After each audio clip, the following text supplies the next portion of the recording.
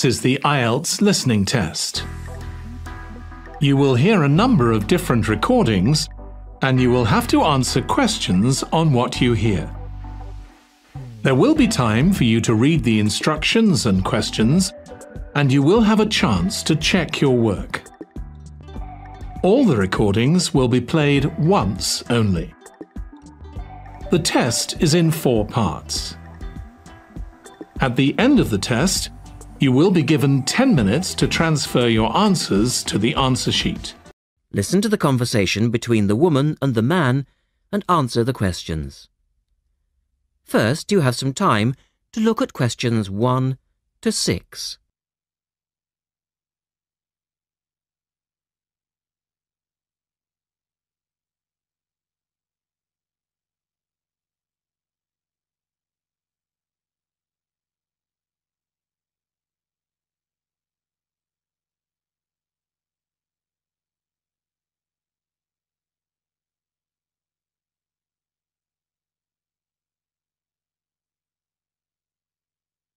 You should answer the questions as you listen because you will not hear the recording a second time. Listen carefully and answer questions 1 to 6.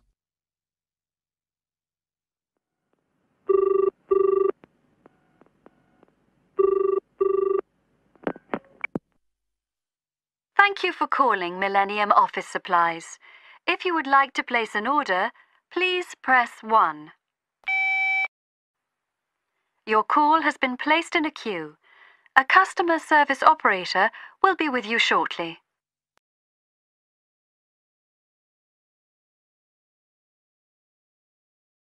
Gina speaking. How can I help you? Oh, hello. I'd like to order some stationery, please. And who am I speaking to? John Carter. Right. Can I just confirm your account number and the name of your company, John? Sure. The account number is 692411. 692411. Right. And you're from Rainbow Computers? No, the company is Rainbow Communications. Oh, OK. I'll just fix that on the system. Communications. And what would you like to order, John? Envelopes. We need a box of A4, that is, normal size envelopes. White, yellow or manila? We'll have the plain white, please.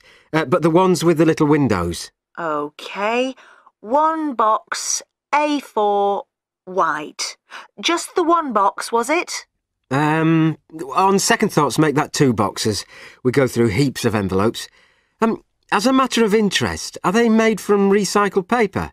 No, you can't get white recycled paper. The recycled ones are grey, and they're more expensive, actually. Right, we'll stick to white then. Something else, John? Yes, we need some coloured photocopy paper. What colours do you have? We've got purple, light blue, blue, light green, whatever you want, pretty much. There are 500 sheets to the pack. Right, let's see. We're going to need a lot of blue paper for our new price lists. So can you give us 10 packs, please? Make sure it's the light blue, though. 10 packs of the light blue. The woman asks the man if he needs anything else. To 10.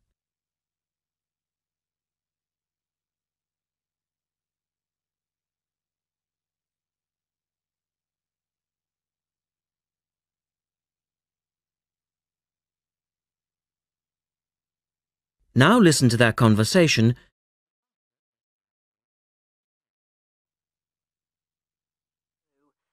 Anything else that we can help you with?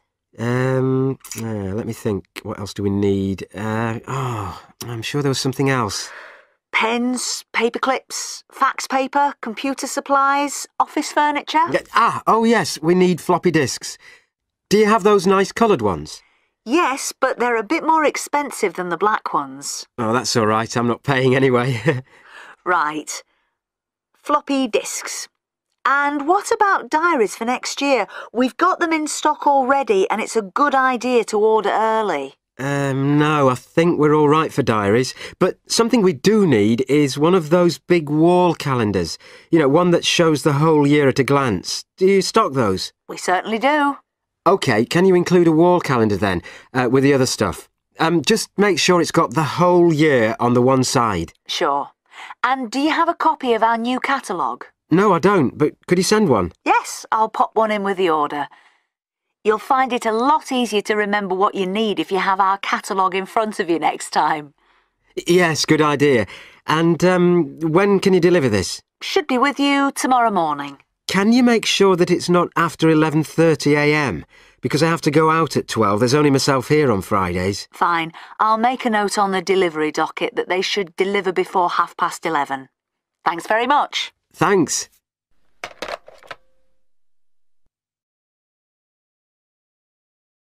That is the end of part 1. You now have half a minute to check your answers.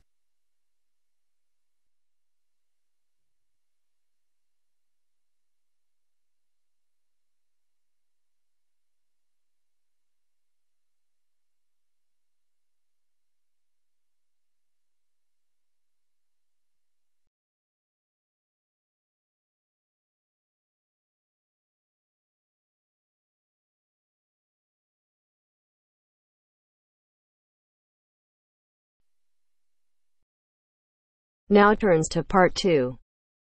Part 2. You will hear a discussion between 3 people in a university tutorial.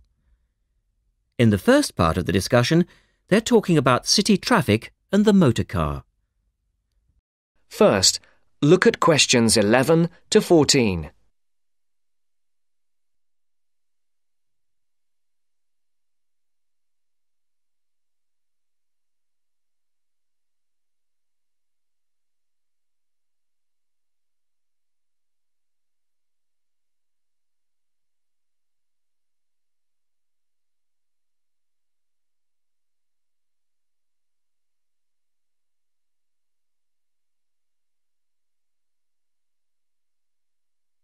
Listen carefully.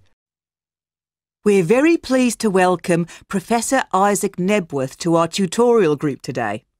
And he's come to share one of his pet passions with us, city traffic and our Western dependence on the motor car. I believe questions are quite welcome throughout. Thank you. Well, I know you're all very familiar with the superhighway here in Melbourne.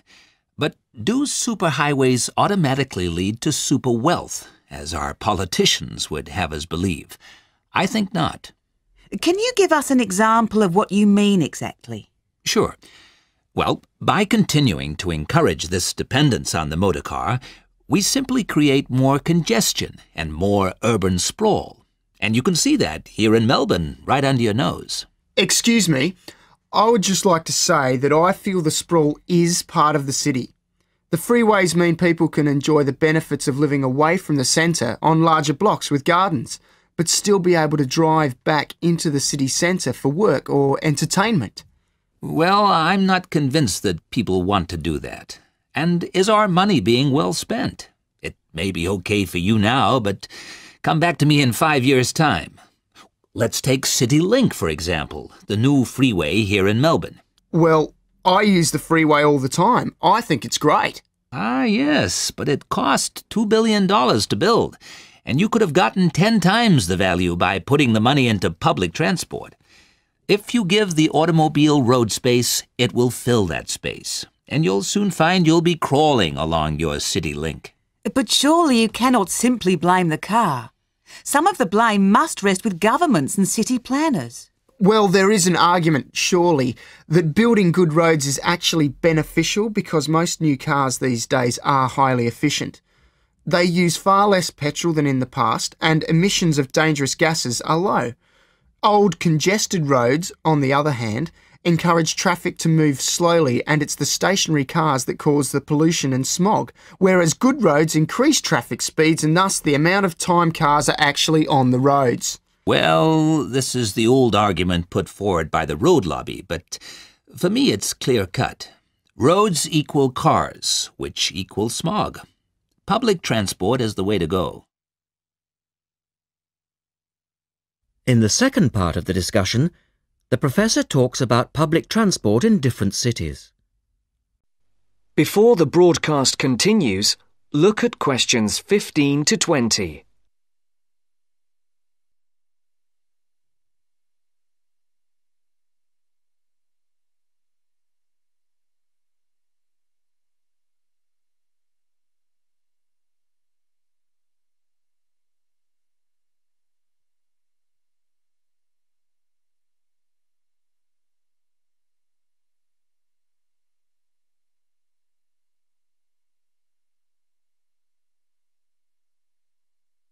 You will now listen to the second part of the talk.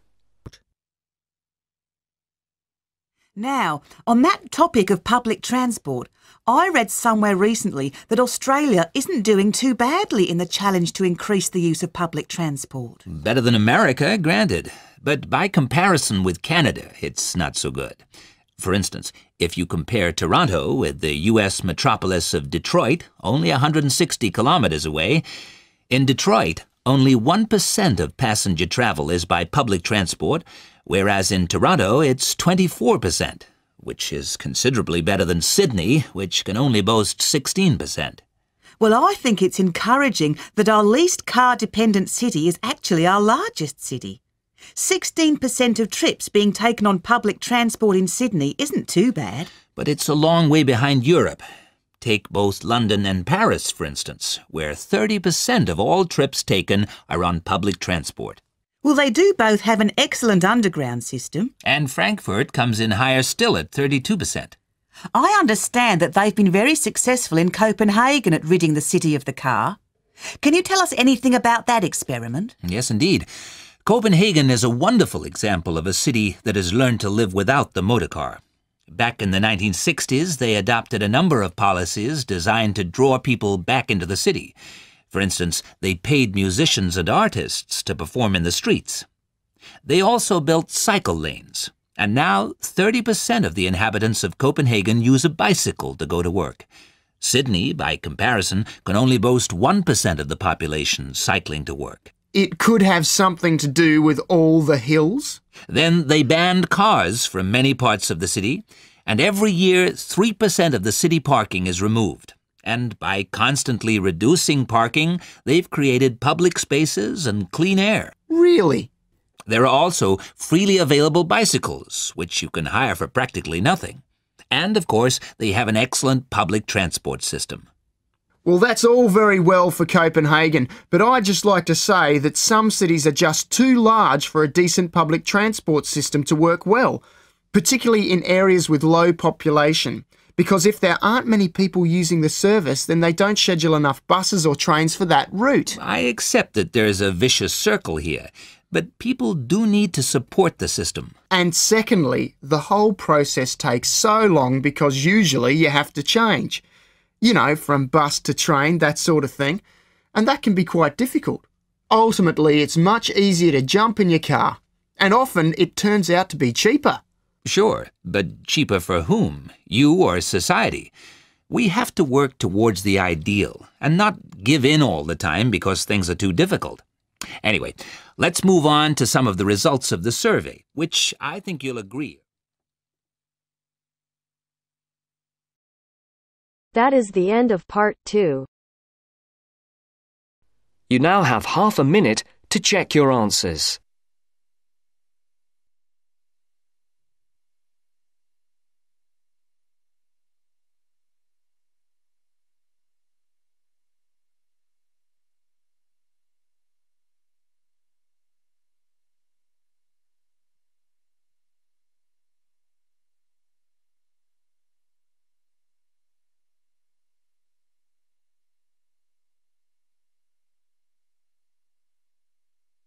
Now turns to part 3.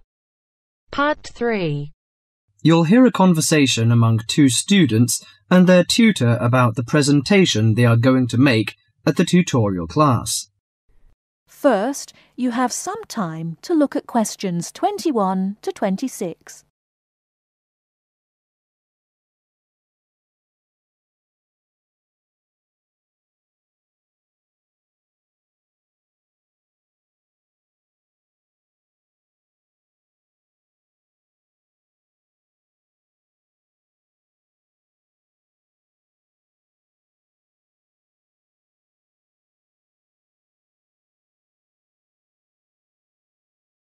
Now listen carefully and answer questions 21 to 26. Right, Jason and Karen. How are your presentations for the next tutorial class? I feel a bit nervous. I haven't done that before. Although many of my classmates in the same tutorial group have finished theirs. But I think them a little uninteresting because They just read out their notes. I hope mine will be more attractive It seems you have a higher demand for yourself. As for me, I have no sense of uneasiness because I made one last semester, but I feel no sense of satisfaction about it. It lacked strong arguments, I think. How much did you get for the last presentation, Jason? 83% actually, but my goal for the next one is over 87%. It's pretty good. What is your topic for this one? Strategies for reading. I feel my biggest problem is in the reading speed, rather than vocabulary, which is most students' problem, though. I am slow, especially in reading articles on my major courses. They are complex and dull. Have you found any effective methods? Well, I am not quite sure. I suppose to skim the books or articles is a good approach. Yes, by skimming the book first, you get the choicest parts. It saves a lot of time. You don't have to read every word of the passage, but you have to learn to read certain parts intensively. Yes, I include that in my presentation. There is one thing I'm not clear yet. Why don't we make presentations more related to our major? Once you learn to write clearly, read analytically, and listen to lectures effectively, you'll begin professional tutorials. That means you should start from the basics. Well, Karen, how is your presentation? Before you hear the rest of the talk, you have some time to look at questions 27 to 30.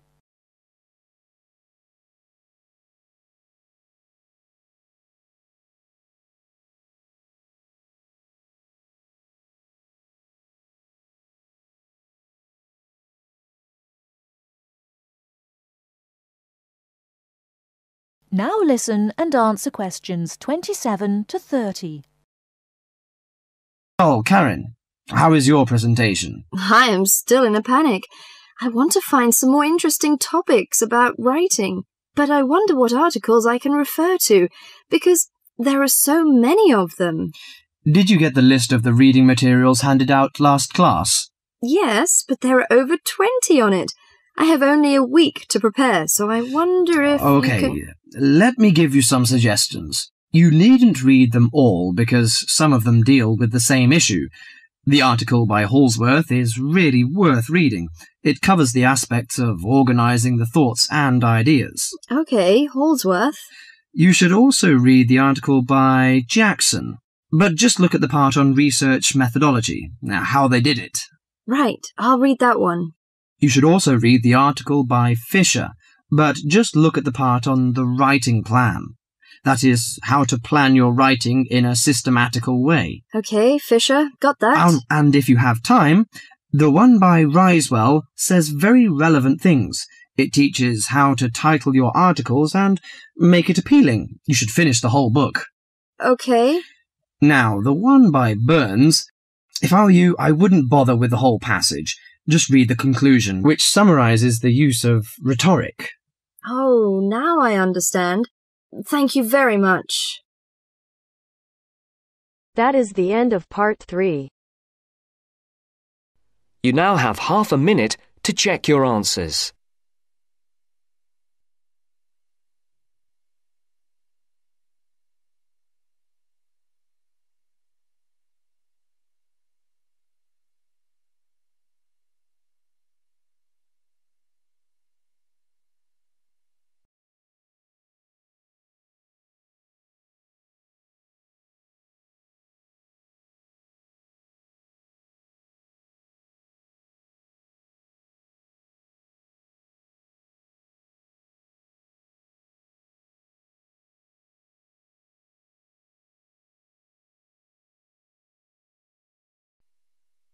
Now turns to part 4.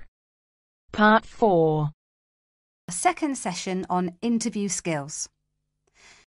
First, you have some time to look at questions 31 to 40.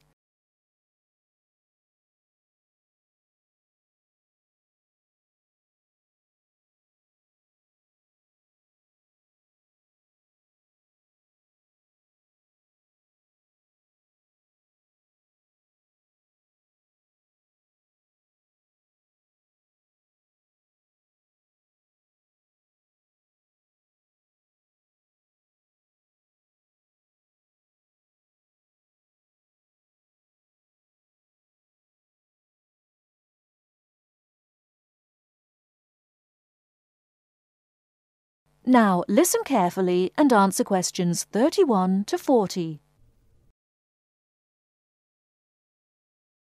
Hello there everyone, and welcome to our second session on interview skills. Now we have already looked at what to say in the interview and what to wear. So let's consider non-verbal behaviour, or as it is more often called, body language. Believe it or not, research has shown that this is what makes the strongest impression on people we meet. Frequent eye contact is one aspect of body language which goes down very well with interviewers and creates a good impression. Looking at people means that you're sure of yourself and confident. In fact, one famous car company even makes a note of the level of eye contact candidates make during their recruitment process for this very reason. So it is very important to maintain eye contact, but be careful how you do it. Avoid staring, as this is a sign of hostility. But avoiding eye contact altogether and looking away or down is even worse. But the general message is maintain that eye contact. Believe me, the eyes have it. Now, along with eye contact, smiling is one of the other important non-verbal actions which say more to the interviewer than any answers you give. A good way to create a good impression during the first few minutes of your interview is to smile warmly when you meet the person or people who will be interviewing you. It shows them that you are relaxed. Facial scanning takes a triangular route, from the eyes down to the mouth and back to the eyes. Even when you aren't speaking, an interviewer will be noticing your mouth, so give a relaxed smile whenever you feel it is appropriate. Now, not surprisingly, interviewers pay most attention to a person's face or head during an interview, and they certainly pick up a lot on what they see. Researchers have identified nodding as going down very well with interviewers. This simple gesture shows that you are listening and paying attention. Another useful head gesture is to tilt your head slightly to one side. Now this reinforces that you are listening well to what the interviewer is saying to you. However, tilting your head back isn't such a good idea, as this signals arrogance. And drooping your head forward indicates that you are lacking in confidence. And as we all know, that is exactly the opposite of what an interviewer wants to see. So the message is, mind your head. Now, posture, or the way that you carry yourself, is an important area of body language to be aware of. And it is one of the first body language signals that interviewers read as you enter a room. Posture also matters when you're sitting down. A well-supported position, with your shoulders square and sitting full back on the chair, will give the impression that you are confident, which is just what the interviewer wants to see. I once interviewed a candidate who perched right on the edge of her chair throughout. I kept feeling that she was about to run out of the room in terror. However, occasionally leaning forward slightly when the interviewer is speaking reinforces the message that you are keen and interested, as well as showing the interviewer that you're actually listening to what they are saying. But don't overdo it by leaning too far forward. That can be a bit distracting for the interviewer. Now, we all tend to use our hands to gesture, especially when we are explaining something or as we become involved in what we are saying. This is fine. It shows that we are keen and perhaps even excited about something. However, what can work against someone at an interview is when they fidget. This kind of moving about is, of course, what we do when we are nervous, and fidgeting can be very distracting to watch. So if this is a problem for you when you get nervous, it is a good idea to practice sitting with your hands gently resting in your lap or on the arms of the chair. Try not to fold your arms though, as this tends to look uncomfortable or hostile. But whatever movements you make, be careful with your hands. They need to be kept well away from your mouth, head or face. In fact, experts say that when a hand flies up to or over a person's mouth, it implies that the person is worried or wound up about something. For most of us, staying calm in an interview situation is a challenge, so putting in a bit of practice in advance will help. So, to end with, here are a couple of suggestions on how to improve our body language. A good idea is to choose a role model, such as an actor or fictional character, or a public figure or someone you know. Then sit calmly and imagine that you are this person. Now, other countries have different body language signals. So remember that if you are being interviewed abroad, you may want to check if there are any special gestures to avoid. It's also a good idea to get used to reading body language signals. You can do this by simply watching how people interact in public places, such as on the streets or in restaurants.